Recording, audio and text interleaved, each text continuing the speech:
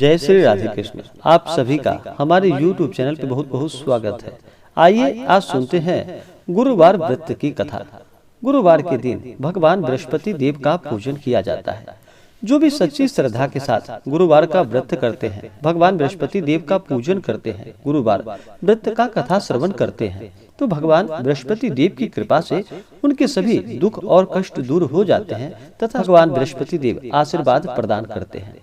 गुरुवार के व्रत में इस दिन विशेष प्रकार से भगवान बृहस्पति का स्वरूप मानकर केले के वृक्ष का पूजन किया जाता है। केले के वृक्ष में भगवान बृहस्पति देव का वास माना गया है। अगर जहाँ पर केले का वृक्ष ना हो, वहाँ पर भगवान बृहस्पति देव की फोटो या प्रतिमा रख करके पूजन पूरे विधि विधान के साथ करना चाहिए और कथा श्रवण करना चाहिए। इससे भगवान बृहस्पति देव अति प्रसन्न होते हैं। भगवान बृहस्पति देव को प्रसन्न करने के लिए केले के वृक्ष में गुड़ मिश्रित जल डाले, वहाँ पे एक दीपक जलाए। भगवान बृहस्पति देव को विशेष प्रकार से पीले वस्तु का भोग लगाना चाहिए। उन्हें पीला वस्तु अति प्रिय है। अनेक प्रकार के ऋतु फल आदि भगवान बृहस्पति देव को अर्पित करे। अभी जो भी मौसम में ऋतु फल है वो भगवान बृहस्पति देव को अर्पित करने चाहिए और विशेष प्रकार से गुड़ तथा चने की दाल का भगवान बृहस्पति देव को भोग लगाना चाहिए। इससे भगवान बृहस्पति देव अति प्रसन्न होते हैं। गुरुवार का जो भी व्रत करते हैं उन्हें कुछ बातों का ध्यान करना चाहिए। जैसे कि गुरुवार का जो भी व्रत करते हैं उन्हें शुद्ध और सात्विकता का पालन करना चाहिए। इस दिन धर्म का आचरण करना चाहिए। व्रत वाले दिन किसी के ऊपर क्रोध नहीं करनी चाहिए। अपने मन में किसी के प्रति ईर्ष्या या द्वेष का भाव नहीं लाना चाहिए। सदा ही बड़ों का सम्मान करना चाहिए। गुरुवार के दिन बाल, दाढ़ी, नाखून आदि नहीं काटनी चाहिए। यह सब लाभप्रद नहीं होता है। इस दिन साबुन सर्फ का भी प्रयोग नहीं करना चाहिए और सच्ची श्रद्धा के साथ नियम के साथ भगवान बृहस्पति देव का पूजन करना चाहिए, कथा श्रवण करना चाहिए। इससे भगवान अति प्रसन्न होते हैं। तो आइए सुनते हैं गुरुवार व्रत की कथा। तो बोलिए प्रेम से भगवान बृहस्पति देव की जय। बहुत समय पहले की बात है कि प्राचीन काल में एक बहुत ही निर्धन ब्राह्मण था। उसके यहाँ कोई उसकी संतान ना थी, लेकिन वह नित्य पूजा पाठ किया करता था। उसकी पत्नी ना तो स्नान कभी करती थी और ना ही किसी देवता का कभी पूजन ही किया करती थी।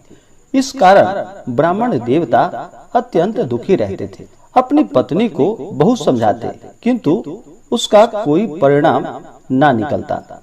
भगवान की कृपा से ब्राह्मण के यहाँ एक कन्या का जन्म हुआ। अब कन्या बड़ी होने लगी और प्रातः काल स्नान करके वह भगवान विष्णु का जप किया करती थी और बृहस्पतिवार का व्रत भी करने लगी। पूजा पाठ समाप्त कर जब पाठशाला जाती तो अपनी मुट्ठी में जौ भरकर ले जाती थी और पाठशाला के मार्ग पर डालती हुई जाती थी और फिर लौटते समय वही जौ स्वर्ण के हो जाते थे। उसको बीन कर अपने घर लेकर के आती। एक दिन वह बालिका सूप में उन सोने के जौ को फटक कर साफ कर रही थी कि तभी उसकी माँ ने देख लिया और कहा कि बेटी, सोने के जौ को फटकने के लिए सोने का सूप भी तो चाहिए। दूसरे दिन गुरुवार था। कन्या ने फिर से व्रत रखा और भगवान बृहस्पति से सोने का सूप उनसे देने की प्रार्थना की और कहा कि हे प्रभु, यदि सच्चे मन से मैंने आपकी पूजा की हो तो मुझे सोने का सूप प्रदान करो। भगवान बृहस्पति देव ने उसकी प्रार्थना को स्वीकार कर लिया। अब रोजाना की तरह वह कन्या जौ फैलाती हुई पाठशाला चली गई। जब पाठशाला से लौटकर वह जौ बीन रही थी तो भगवान बृहस्पति देव की कृपा से उसे सोने का सूप प्राप्त हुआ। अब वह उसे अपने घर लेकर आ गई और अब उस सोने के सूप से सोने के जौ को साफ करने लगी, परंतु उसकी माँ का वही रंग ढंग रहा। एक दिन की बात है। कन्या सोने के सूप में जब जौ को साफ कर रही थी, उस समय उस नगर का राजकुमार वहां से निकल रहा था और राजकुमार कन्या के रूप और कार्य को देखकर वह उस पर मोहित हो गया। राजमहल में आकर वह भोजन तथा जल को त्याग कर उदास होकर लेट गया। राजा को जब राजकुमार द्वारा अन्न और जल त्यागने का समाचार प्राप्त हुआ तो वह अपने मंत्रियों के साथ अपने पुत्र के पास पहुंचा और पूछा कि हे बेटा, तुम्हें किस बात का कष्ट है? तुम्हें किसी ने परेशान तो नहीं किया, या किसी ने तुम्हें कोई कष्ट तो नहीं दिया, या तुम्हारा किसी ने अपमान तो नहीं किया, अथवा कोई और कारण है?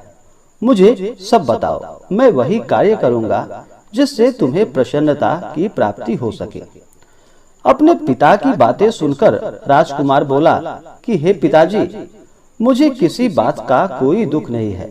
किसी ने मेरा अपमान भी नहीं किया है, परंतु मैं उस लड़की के साथ विवाह करना चाहता हूँ जो लड़की सोने के सूप में जौ को साफ कर रही थी। राजकुमार ने राजा को उस लड़की के घर का पता भी बता दिया और फिर राजा ने अपने मंत्री को आदेश दिया। मंत्री उस लड़की के घर गया।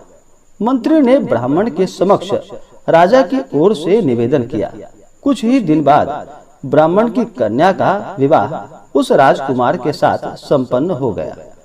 कन्या के घर से जाते ही ब्राह्मण के घर में पहले की भांति गरीबी का निवास हो गया।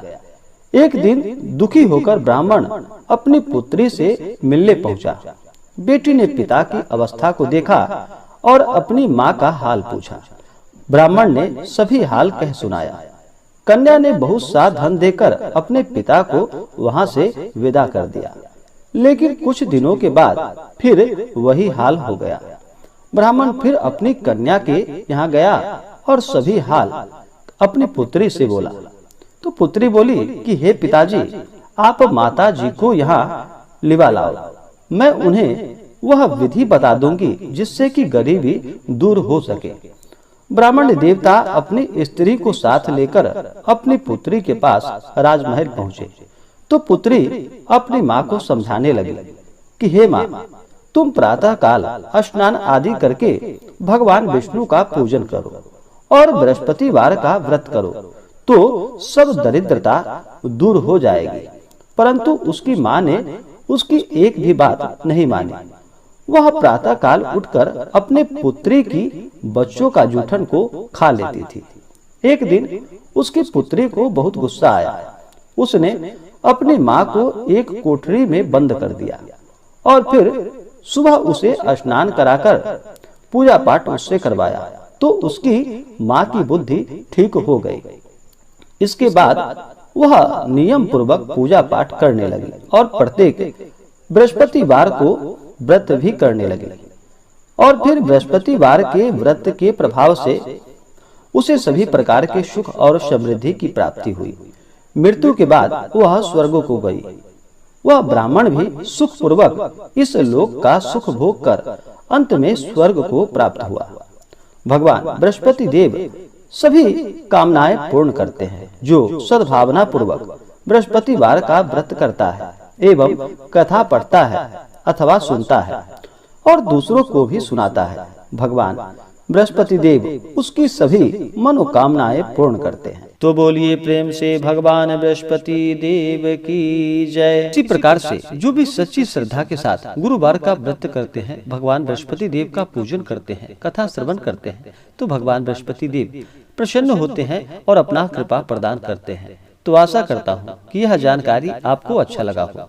ऐसे ही ज्ञानवर्धक जानकारियाँ प्राप्त करने के लिए हमारे इस चैनल पे अगर आप नए हैं तो चैनल को लाल बटन दबा करके सब्सक्राइब करें, साथ में बेल आइकन घंटी दबाएं ताकि मेरी वीडियो का नोटिफिकेशन आपको समय से मिलता रहे। वीडियो को लाइक करें, शेयर करें, सुखी रहें और स्वस्थ रहें। जय श्री राधे कृष्ण। धन्यवाद।